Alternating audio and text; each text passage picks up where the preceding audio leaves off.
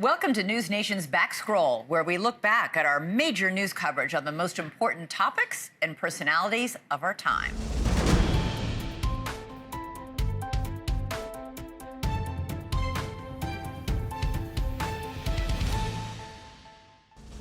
Welcome back to our special coverage of the Brian Laundrie manhunt. For many TV viewers and online followers, you know who you are. Brian Laundrie is the most wanted man in America. But the title of television's most hunted man, well, that belongs to a guy named Joel Lambert. A Navy SEAL for 10 years, Lambert was the star of the show Lone Target. In each episode, he had just 48 hours to elude the best fugitive trackers in the world, including the Korean National Police in South Korea and the U.S. Army's Phantom Recon Unit in the Arizona desert. There is nobody in the world more equipped to avoid capture for long periods of time, and so we thought who better to help find a man on the run like Brian Laundrie than the man himself, Joel Lambert. Thank you so much for being with me tonight, Joel. I just keep thinking about all the places that Brian Laundrie could be, and they've been places maybe that you have eluded capture, swamps and mountains and deserts and forests and even cities. But can you tell me which one is the easiest to get lost in and which one is the easiest to get caught in? Hi, Ashley. Thanks for having me. Well, really, the situation always is going to dictate your response. And there are a lot of advantages and disadvantages. There are always trade-offs in any situation that you're in. For instance, the jungle is a very difficult, swamps, very difficult, mind-sucking place to be, but there's abundant water and there's generally lots of food that you can find, and it's very easy to get yourself lost and conceal a trail. Some cities are really easy to get lost in. Others, like South Korea, they've got, 5,000 CCTV cameras all over the city with facial recognition technology. So it just depends on the situation, what is best. I don't know what Brian Laundrie knows, what his skill sets are, where he's comfortable. Those are the kinds of things that you need to know in order to assess where he's going to be comfortable and where he's not going to be comfortable. Sometimes I wonder, Joel, if he's watching us. I wonder, like, if he's watching TV somewhere. But then I saw an episode of you in the Florida Everglades, and you were actually really close to the people hunting you. You could even get eyes on them. I want to play that clip and ask you about it on the other side. Take a look. Okay. Out here with not a lot of activity. These guys. So again, they moved the camera up like a Christmas tree. Normally I want to keep as much distance between Hunter Force and I as I can, but I got a little friend. This is a remote-controlled robot with a manipulator arm with 5 or 6 low-light infrared cameras to reconnaissance the area, see where they're at, see how many there are, and just what I'm up against. I also need to find a way to start the hunt without giving away my position. I can see the Hunter Force. I see a lot of gear. Look like they're ready for war.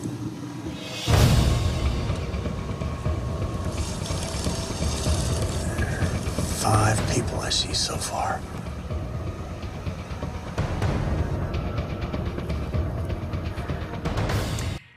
I don't know, Joel. Something tells me that you're too good at it. I don't think Brian Laundrie would dare get close to people who might be able to spot him. Well, he's not an expert. You are. What do you guess that he's doing? Well, I really don't know. What I would want to know if I were on this job is I would want to know all the intelligence I could get from his family, whether that's good or bad. Human intelligence can be some of the best intelligence you can get, but it's also unreliable, so you need to mitigate that with all the other things that you know. So, you really need to dig in and try to read this guy's brain and see where he's going to be comfortable, what kind of skill sets he has, because people, we're animals. We take the path of least resistance. We're going to go to what is most comfortable for us. We're going to go to the easiest route. And so you need to find out what the easiest route is for this guy, where he's most comfortable, and then start there. Right. Well, it's interesting you should say that because, there were witnesses. We were talking to witnesses and they were saying Appalachian Trail. We think I think we saw him on the Appalachian Trail, and he certainly knows the Appalachian Trail. But I was fascinated to watch this episode with you when it was like sometimes, it's not always a bad thing to be spotted. And that threw me for a complete loop. But I'm going to play the moment and the viewers will get what you meant when they see it. Take a look. Human intelligence, or what people tell you, is some of the best intelligence that you can get, but it's also some of the most unreliable. I go in and then conspicuously leave in a deceptive direction. When the hunter force comes through, they're going to ask around, and they're going to point them exactly the way I wanted to think I went. All right, guys, coming through. Hi. Oh, man. This is a little more than I was expecting. The first time that I've asked there, they told me that they move that way. Then the other guys, they told me they didn't see anything. As Joel anticipated, human intelligence is unpredictable, as the villagers all unintentionally give conflicting reports to the ranger. I suspect Brian Laundrie is not smart enough to think in advance to do, a bait and switch like you did. But I guess it is a good tactic.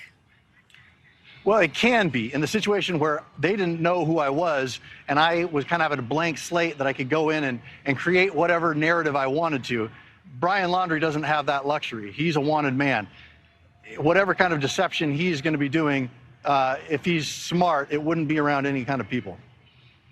Right. Well, okay. So then another thing that I was surprised was when you were being hunted by the Philippine Army. We just always assume that militaries have the highest falutin gear, right? Heat-seeking this and Right. Extra special that. And these guys had like a flashlight. But what they could do with that flashlight was nothing short of remarkable. I'm going to play the clip and I'm going to ask you about that after this. Take a look. Okay.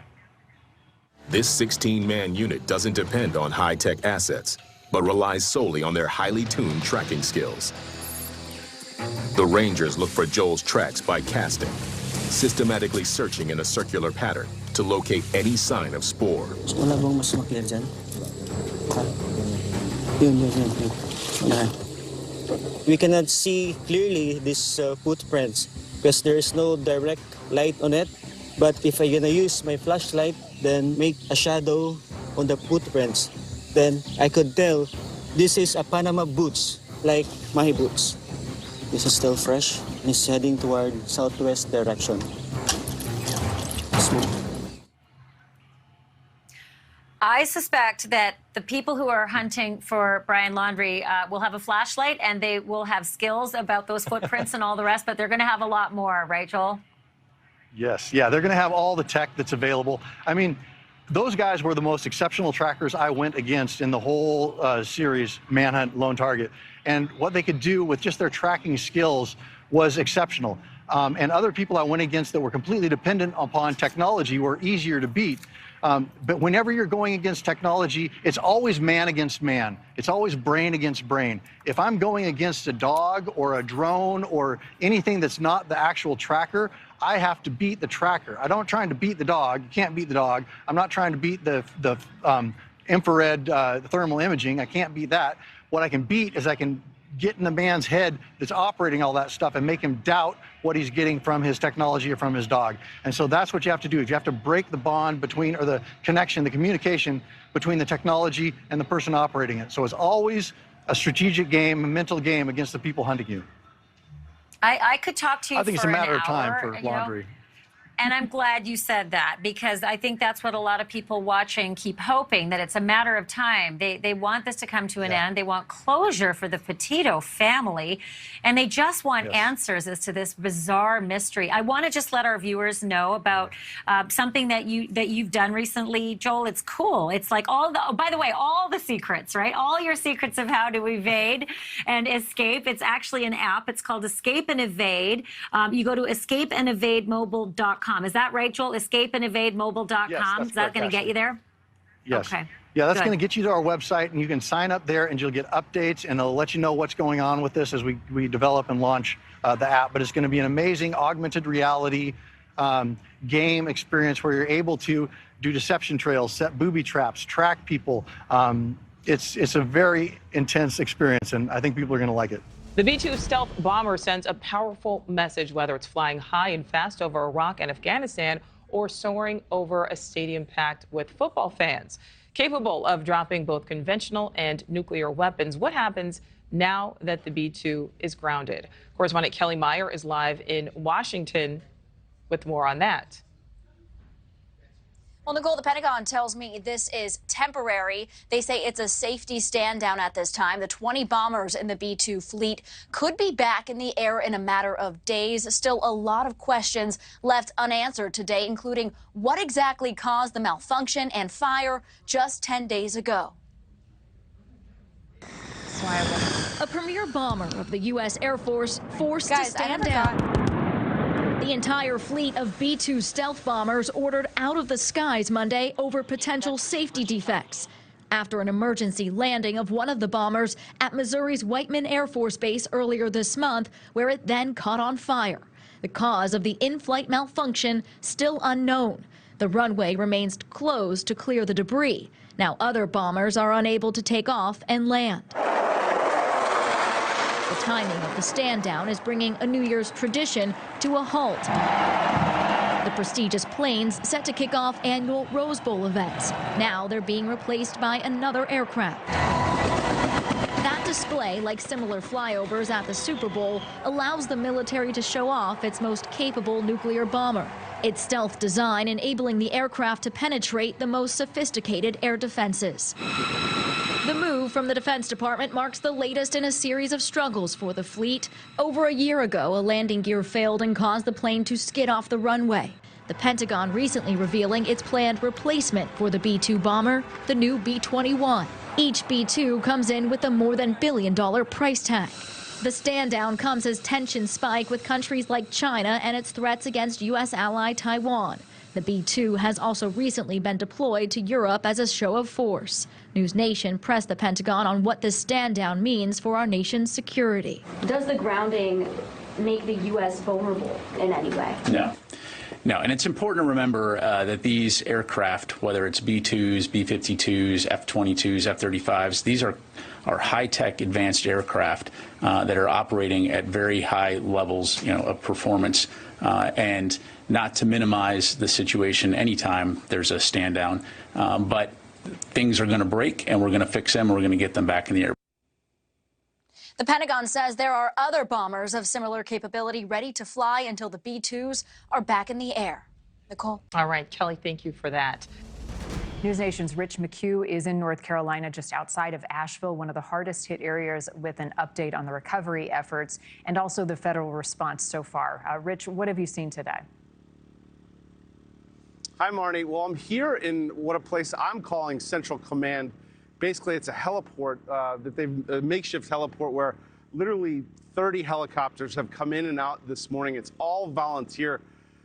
Over my shoulder on this side, which you can't see, is hundreds of volunteers, mostly special ops veterans of various parts of our military, all come here in Swannanoa, North Carolina to help. It's like a hive of activity. Right now is actually a quiet period, but these choppers are going in, lifting in aid to residents over these mountains that are cut off from roads. They're getting the work done here, I gotta say, but yesterday FEMA gave a press conference and came out with certain messaging that I want you to hear. This is the administrator just yesterday. People that have been impacted are afraid to apply for our assistance. Assistance that then they can get a hotel room. They can get reimbursement for some of the costs or damages to their home. If I can't get them to apply, I can't give them the money and the resources that they're eligible for. And we're hearing that people are afraid to apply for the assistance. So we need them to know. I've heard rumors that if you take our $750 and don't pay it back, we're going to take your home. Absolutely false. Now, I spoke to the men and women running this operation here. The man in charge is Adam Smith. He's a former Green Beret, lives not too far from here. He says, look, we have what we're doing here and what we're seeing here is completely different than what you're hearing from FEMA administrators and federal officials. Here he is in his own words. Take a listen. How would you characterize the federal response here? How has it been since the beginning? Incompetent, if we're talking about broadly speaking. Limited to no personnel. Once they did get here, they put themselves in positions, obviously, to try and create connections or contact or rapport or whatever it might be. But in the process, there's not been dedicated assistance or support. I've not seen one FEMA individual come through this location. I've not seen one FEMA truck in this town. Now, I also spoke with Aaron Switzer. He is retired special ops from the Air Force.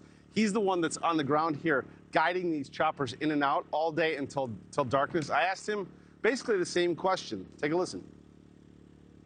These guys, again, are coming in trying to figure out what the problem is and who's in charge while we're solving the problems. People don't care what's going to happen 2 weeks from now when they're starving. They need food, they need water, they need warmth. They need somebody to give them a hug and say, we're here to help. What do you need? All right? They don't need a government official saying, we're going to fix this. So obviously, two very different stories here, Marnie. One from federal officials in FEMA, and one from the people here on the ground that are actually just getting the work done. It's kind of impressive. It's heroic, this work that's going on here. Hopefully, I'll have some more video to show you. I just went up in a chopper with them just before this hit into Chimney Rock, and the devastation is just, seeing it from the air is just, it's hard to believe. It's just the force of this water, and these residents are now cut off. Their homes are demolished. It's really hard to comprehend. So this work that these people are doing here is absolutely vital. Rich, we heard the president a moment ago talk about the unaccounted for, and he seemed to indicate that the good news was that number is less than we had originally thought. What are you hearing there on the ground about people who are not only cut off from resources, but who are missing? Well, it's hard to say because there's devastated pockets in all around this region. And you talk to one person, they say one thing. You talk to another person. One of our producers spoke to a woman yesterday. She says in the stretch by her home where the river just plowed over everything, she says the officials there are saying that there could be upwards of 100 missing people. You know, I talked to a gentleman here yesterday. He said he was on a mission out of here, and what he saw, and I won't describe it for our viewers, but he saw some deceased, and he really didn't want to talk about it. So there's also that going on.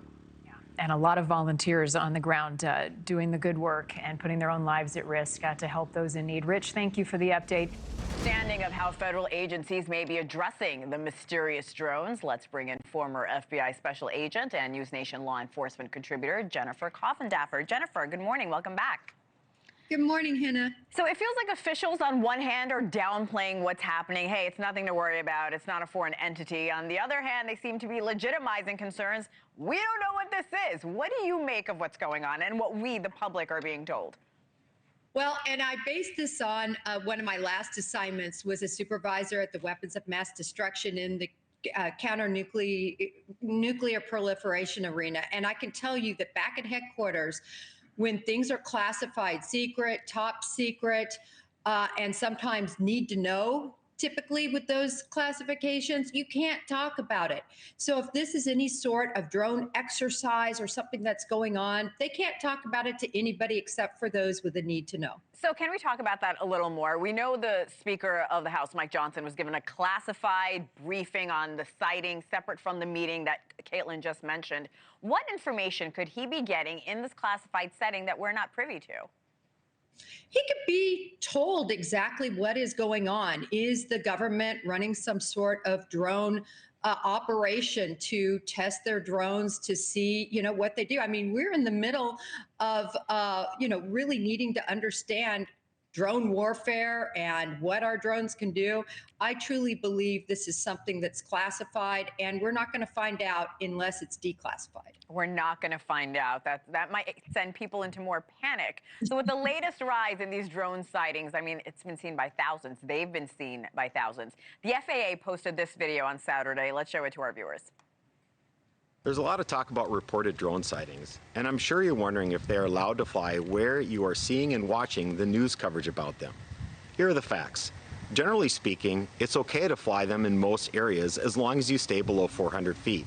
And if you're flying at night, the drone must have certain lighting. Drones provide services such as infrastructure inspection and package delivery, and you might even see one in your neighborhood. The FAA regulates drones to keep our nation's airspace safe and efficient. This includes who can fly them, where they can fly them, and at what altitudes. For more information, please visit our website. So while it doesn't answer any questions about these mysterious drones, what does putting this video out tell you about the FAA's thoughts on this? Oh, it's certainly downplaying that there's any issues. And the government has come out and said, listen, we don't think they have any malicious intent. There's no reason to be concerned, and they're not of a foreign actor. And so to me, it's more important to say what they aren't and to get those off the slate than to necessarily know what they are. We don't know if anything illegal is happening. What will the FBI and other agencies be looking into here? Well, they're going to be looking into whether this is something that is truly of U.S. origin and is an operation. They're going to be looking at all of that. And the individuals in the FBI that will be handling this have the need to know and have classified designations. So they're going to be able to see what's going on. And I think that's why you don't see any sort of panic or anything from government officials. Sure would be nice if they'd tell the public, though, Hannah, wouldn't it? Well, yeah, because you ruled out, and the government has as well, that this is not a foreign entity, but people are still panicking. And you mentioned we may never know. Is this common?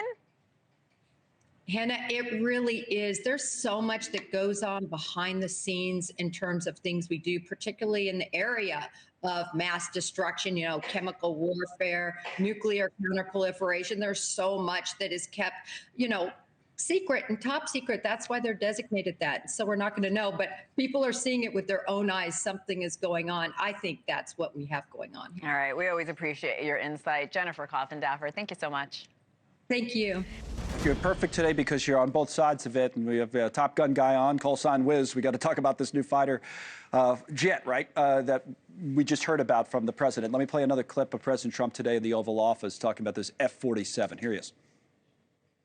The F-47 will be the most advanced, most capable, most lethal aircraft ever built. An experimental version of the plane has secretly been flying for almost 5 years, and we're confident that it massively overpowers the capabilities of any other nation. I heard some military folks earlier saying this is a pretty big deal. Is it? Let me lead with this, Connell. It's always a little nostalgic with an announcement like this. When I flew the F-18, it was a 4.5 generation fighter.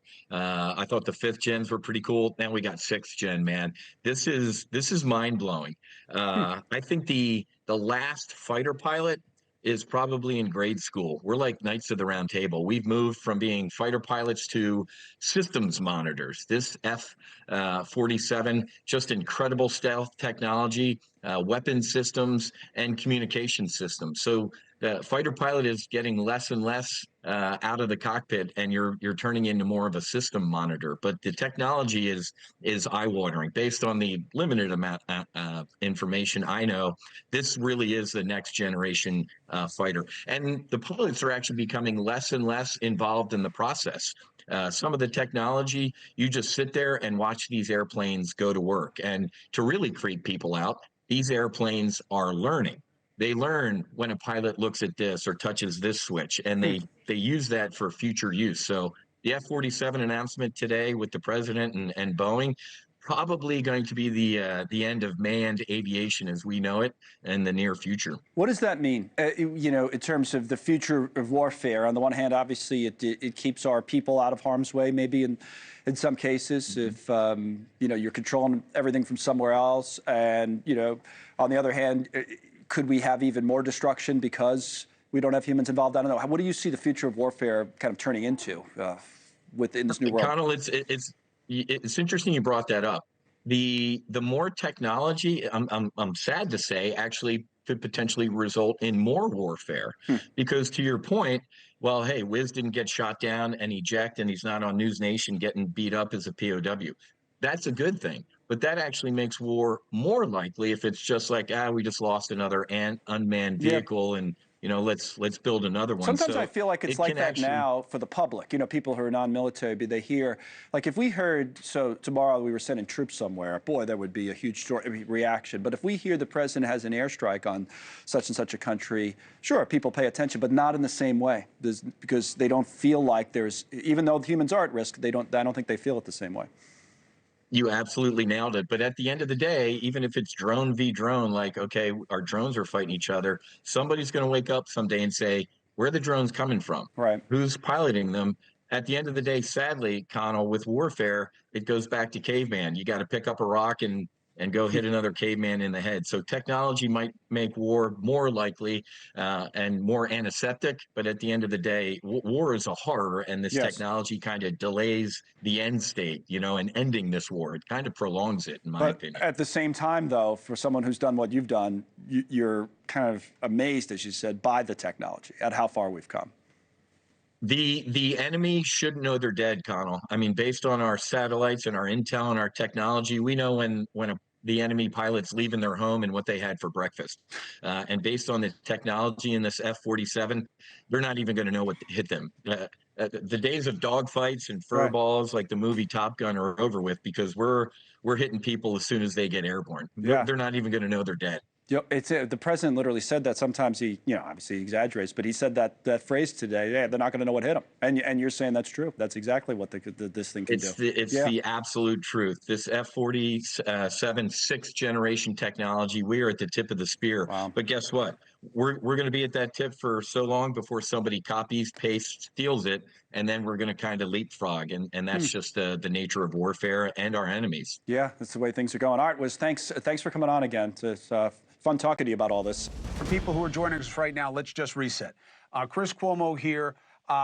Leland Vittert is joining me from his home, which is in direct eye line with what's happening in Washington, D.C. right now, which, as we understand it, is a regional jet from Wichita, Kansas, that was inbound to Reagan National Airport, collided with a military Black Hawk helicopter. Both aircraft supposedly went into the water. There was an immediate response. There's a perimeter set up. You can see the explosion in the grainy video on your screen. The message from American Airlines and the FAA echoes that they believe there were 60 passengers on board. We haven't been told who was on the Black Hawk yet. It could be anywhere from 2 to 12 troops could be on an aircraft, a Black Hawk aircraft, depending on the configuration, how it's being used. The discussion of why this happened is in its very early stages. You can see on the video what appears to be a light moving along the starboard or the right side. It'll be the left side of your screen, but it's the right side of the airplane. It's coming down that wing and then hits it. A lot of people are saying, oh, it's a missile, it's a this, it's a that. No, it isn't. It's none of those things. It's a helicopter. And we see the collision. They both go down. The plane on the top is irrelevant. It was another plane that had nothing to do with the collision, not involved. So who survived? We don't know. You see the perimeter live on right now. The Potomac River is fairly deep there. It is cold there, which means they don't have a lot of time, and it's going to have to be divers because, as you can pretty much tell from this picture, they don't have the aircraft that we can tell on the surface, which would obviously be a very different scenario in terms of survivability. American Airlines just said they're aware of the reports that American Eagle Flight 5342, operated by PSA with a service from Wichita to Washington Reagan National, has been involved in an incident. It's not an incident, it's a collision, and that plane and the Black Hawk that it collided with are both in the water. And again, the water temperature, Leland, they're giving us is somewhere between 38 and 42 degrees, depending on where you are within that river. What do you want people to know from your perspective on what you watched develop so far? So this began about an hour and a half ago now. And you noticed, as I look out of my balcony at Reagan Airport, all of the air traffic shut down. And it's difficult to explain just how busy the airspace around D.C. and the Potomac River are, because you have all the military aircraft and military helicopters that fly up and down all day.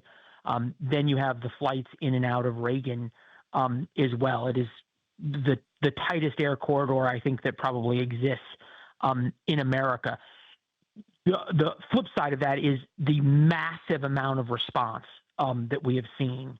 And I'm listening on my balcony to the sounds of hundreds of sirens still streaming in to the south end of Reagan Airport. So the airplanes were landing to the north up the Potomac River on what is called runway 33, where this airplane was supposed to land. It came over the Potomac, which is not that far. It's a couple of miles, maybe only a mile wide at the point where the collision occurred. They would have been in the couple of 100 feet off the water, getting ready to land when this collision occurred. And the stream of emergency vehicles in is pretty stunning. You know, if we think about all of the sort of horrible parts of this, it's at night. There's still ice on the Potomac. It's cold. The flip side would be if there's a place that can garner a massive emergency response. I'm looking at almost a dozen boats in the water right near the area where the aircraft would have gone in, where the regional jet would have gone in. Well, since President Trump's inauguration, we've seen the Army, Marines, Coast Guard all utilized to secure the border. And now the Navy is being deployed as well. The Pentagon announcing the USS Gravely, a naval missile destroyer, will help with maritime border security. NewsNation's Jorge Ventura is live. Jorge, how exactly does this new move play into the border strategy there? Well, Nicole, the U.S. military continues to expand the role when it comes to border security, first on land and now at sea. NewsNation learning that the warship USS Gravely will be playing a role when it comes to countering illegal immigration, weapons trafficking, and transnational crime on U.S. waters. This comes under the deployment of U.S. Northern Command. The officials also saying that the USS Gravely did depart from Virginia's Naval Weapons Station, Yorktown, over the weekend, and right now heading towards U.S. territorial waters covering the continental U.S., Alaska, Canada, and Mexico. The deployment of the guided missile destroyer that last year was involved in shooting down an Iran-backed Houthis rebel ship. U.S. Northern Command officials saying that this deployment supports President Trump's executive order at strengthening the border and enforcement at sea. And typically, the U.S. Coast Guard patrols the outskirts of the Rio Grande in the Gulf and San Diego. The Department of Defense now saying that this new major operation shift does give the U.S. Navy a direct role in stopping those threats before reaching American shores, Nicole. All right, so Jorge, summarize the major changes that we have seen when it comes to this new administration. Yeah, so when it comes to border security, President Trump launching a full-scale operation crackdown when it comes to illegal immigration, but also targeting Mexican cartels by designating them terrorist groups, basically giving the U.S. government the same legal framework to attack these Mexican cartels the same way they do with ISIS. And all this has led to a huge plummet when it comes to those illegal crossings. Now, the Department of Justice has streamlined terrorism charges, increasing penalties, and fast-tracking warrants when it comes to Mexican cartel members. Now, at the border, the Trump administration has deployed over 9,000 active duty troops, deploying striker combat teams, also reinforcement aerial support with Black Hawk helicopters to assist Border Patrol agents on the ground. The Trump administration also pressuring Mexico to deploy 10,000 troops to its border. All that has led to a huge plummet in those illegal crossings so far in the month of March. DHS sources confirming to NewsNation that those illegal crossings are hovering around 244 per day for the entire southern border. Now, when it comes to the interior of the United States, ICE has also ramped up their reinforcements as well, as the agency so far has arrested over 32,000 people in just 50 days. And more than of last year, of those large-scale arrests, nearly 75% have criminal records or pending charges, including over 1,000 gang members and 39 suspected terrorists, tripling last year's numbers. And it's not just enforcement numbers making an impact. Immigration attorneys saying that this level of self-deportations is higher than expected. I'm very surprised with the amount of self-deportations. I knew there would be self-deportations, but not at the level I'm seeing. Like I said, many of these immigrants are going to other countries to look for other, look for new beginnings in countries that don't have aggressive immigration laws. And then when it comes to detaining and holding migrants, Guantanamo Bay has also played a role as well. The Trump administration sending what they call the worst of the worst. Now, the Trump administration did over the past recent weeks send 40 individuals detained at Guantanamo Bay back to the U.S. An official did confirm to The Hill that as of now there are 0 migrants being held at Guantanamo Bay. There's still no plans if any more will be held at this moment. And also, Nicole, Secretary Noem also confirming to NewsNation's Ali Bradley that since the Trump administration has taken office in January, those illegal crossings are down 95%. I was recently down there in the Rio Grande. They're seeing less than 100 people cross. Joining us to talk more about the border, Lieutenant Chris Olivares, spokesperson with the Texas Department of Public Safety, South Texas region. It's always good to see you, Lieutenant. Thanks for joining us tonight. Good to see you, Natasha. Thanks for having me on. Let's start with what Jorge was just talking about there. The Trump administration openly considering military force against Mexican drug cartels. What is your take here, and do you think we will be seeing strikes directly on the cartels on Mexican soil?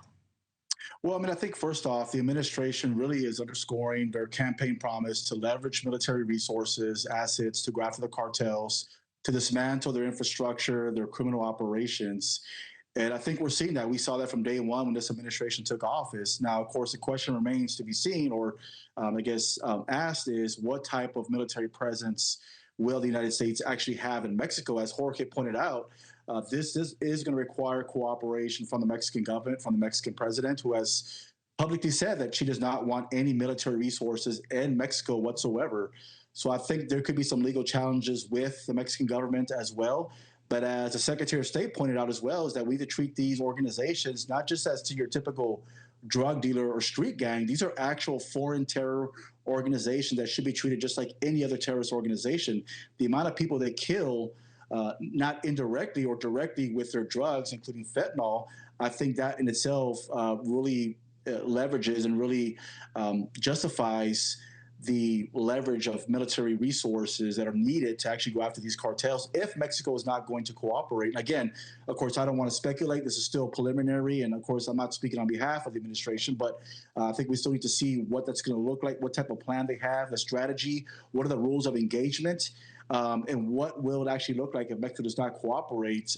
Will we have as far as a presence in Mexico with our military resources? I wanted to pick up on something you just mentioned, because Mexican President Claudia Sheinbaum, as you said, has been clearly opposed to any U.S. troop presence in her country. How would a move like this impact diplomatic relations and border security cooperation from her?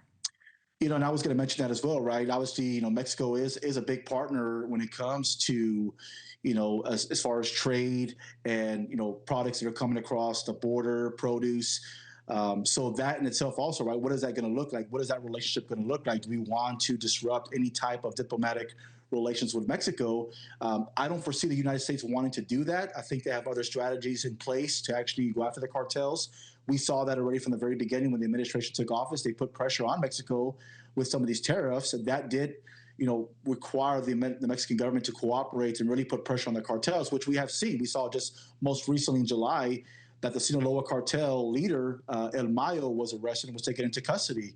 Also, these large seizures that we're seeing on the coastal waters as well as at sea and on land from the Mexican government as well. So again, yes, you know, that is going to require some type of cooperation with the Mexican government. But again, she has made very clear, the president from Mexico has made very clear, they do not want any type of military presence in Mexico. But I would say, though, that the military from the United States can be used in so many different ways when it comes to border security. They can gather intelligence, even go after high-level cartel members that the Mexican government would not want to arrest or cooperate with the United States. And I think that's key when we talk about border security. Right now that the cartels are weakened because of the fact there's less people coming across the border, they have been impacted not only financially, but their infrastructure as well with some of these leaders that have been arrested. Right now is the time to actually go after them and weaken them even more and put some permanent solutions in place to actually dismantle these cartel operations and prevent any further drugs or border activity coming across the border in the United States. Thank you for watching. Subscribe below and download our NewsNation app right now on your phone, and you will get fact-based, unbiased news for all Americans.